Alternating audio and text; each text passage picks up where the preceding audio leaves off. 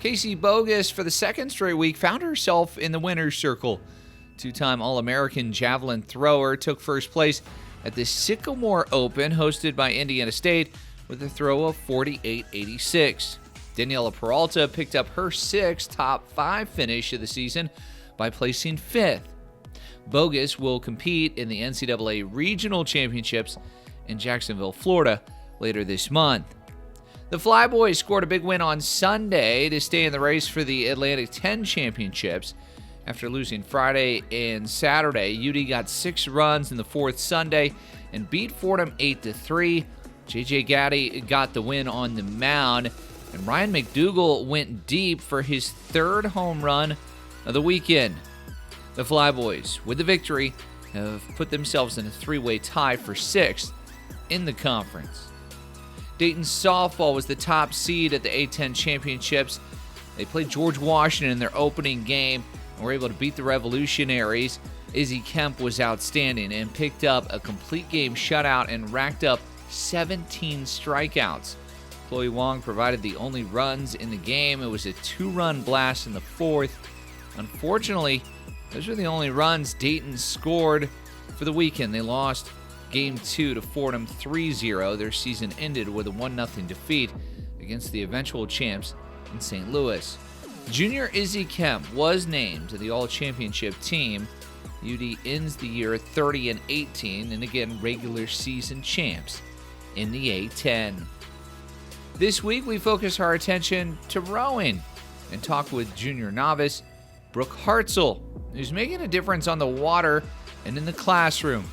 The McGrath Research Award winner was at another school a year ago and playing a different sport. But the former softball standout, now at Dayton, shares her move to rowing and how she landed at UD. So I had a lot of family that once went here many moons ago.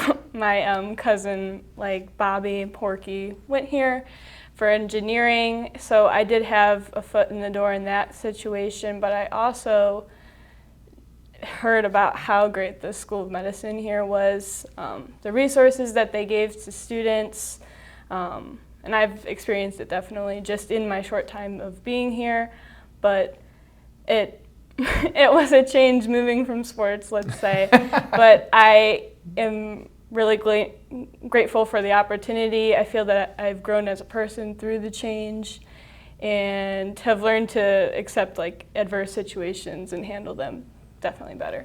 From the batter's box to picking up an oar, Yeah. what has there been a part of softball that's helped you on the rowing team?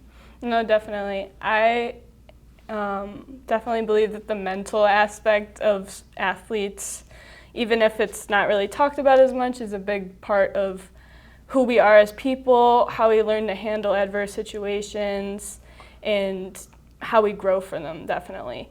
In softball, it is a game of failure.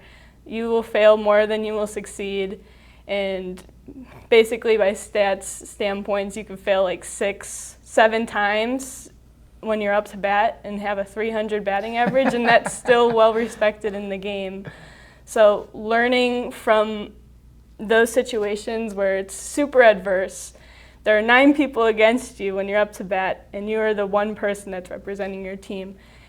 It's a very mentally like witty game in that aspect, I'll say. And from rowing, which is very mental too, like you can be halfway through a 2K and it could feel like you're giving it all you got, but you have to continue for your team, for the betterment of yourself. And I feel like that transition from having 2 sports that are very just mentally,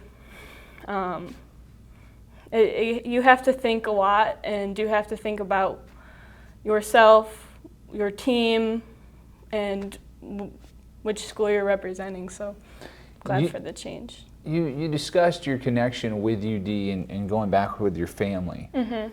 So you come here to the Gem City, but Where was that connection with rowing? Was that you trying to stay involved in being a student athlete, or was it someone from the rowing team coming to you? No, definitely. So I heard about UD Row before I started actually my year here, and I figured, hey, this is a great spot for me to come in and see what I can do, even if it's just trying the sport out, seeing what I liked about it, seeing if it was a good fit for me. And I found that definitely the community with the team, the atmosphere, it's just so loving and it's supportive that I felt that this could actually be something that I would want to pursue. So at first I just tried it and I really did love it.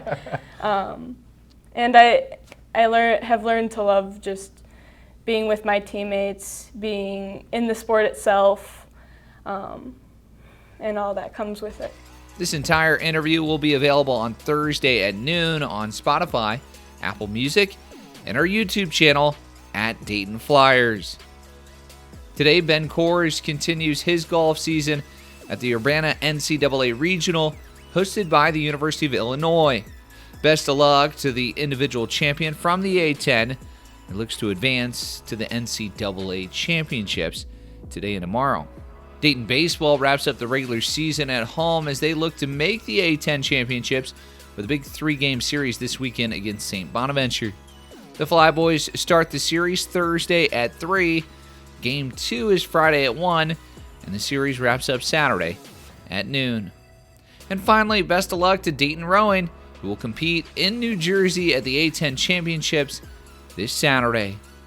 For more information on Dayton athletics, visit DaytonFlyers.com and follow us on social media at Dayton Flyers.